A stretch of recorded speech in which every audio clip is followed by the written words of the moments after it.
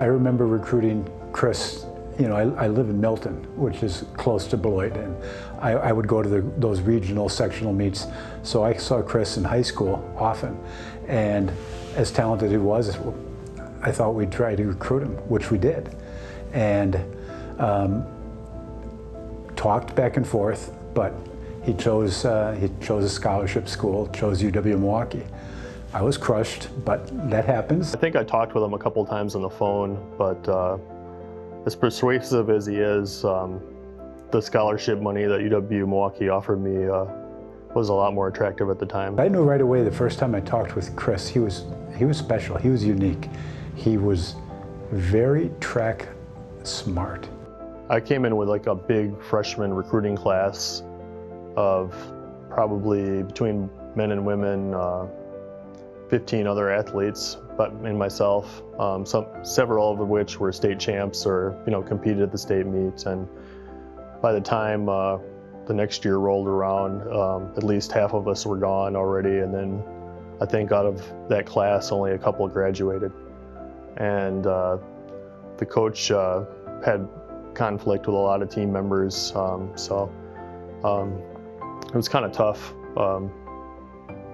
to go through that and have a whole team, kind of from what I experienced in high school, being, real close and staying together for a long time and winning states, to having everything to kind of disintegrate and go the other direction. We stayed in touch. Things didn't work out for him at UWM. And I took some time off of school completely. I was just working, saving money back up for school.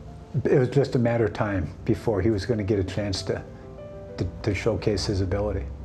The one good thing that came out of my experience was meeting Chad Day. He was a teammate, and he originally transferred to Carroll ahead of me and kind of talked me into meeting Coach Bleasy and coming, looking this way when I left UWM. I'm not sure the number of years, but some time passed and I got a phone call. Coach, this is Chris. I'd like to come back to school. Boom. I wanted to go back, and I definitely wanted to run again. By the time I had transferred, I'd used my sophomore year, or part of my sophomore year. Got here, I still had track eligibility for 3 seasons. And I know his focus wasn't just in track and field. His focus was to get a degree. And that was the main thing we were trying to stress. It was just a good fit, not just with the people on the campus, but the classes and everything.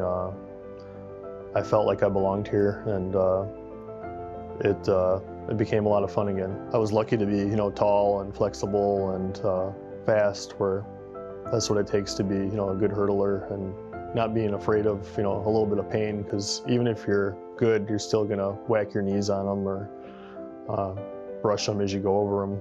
When he would get done with a race, we would talk a little bit, he would always know what he did wrong. He was a student of the game.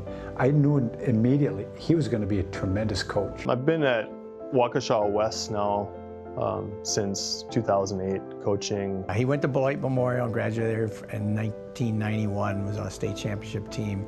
And then at Carroll, he waited a few years before he was here, and then he was he still holds the 300-meter hurdle record for the state, and then he was also a national champion in the 100 high hurdles at Carroll College. He strives to be the best, and he makes his athletes also strive to be the best. He has a good track record, and he's been successful in the sport, so it's motivating in a way. Because that is a possibility for all of us. Even if you're down here, you can get up here if you just keep working hard like he's done. And I think he shows that to his own student athletes, that what they can do if you just keep working hard. I mean, there's definitely some struggles. Having, some setbacks along the way and still getting it all done eventually. I definitely feel I am determined, when I want to do something, I can do it. And athletics kind of sharpen that, that quality, I think. What a great story. What a great story for kids to see that, it's okay to fail. It's okay to stumble. It's okay to take a turn, take a detour, but there's always a way back. And the Chris Pearson story is a great one.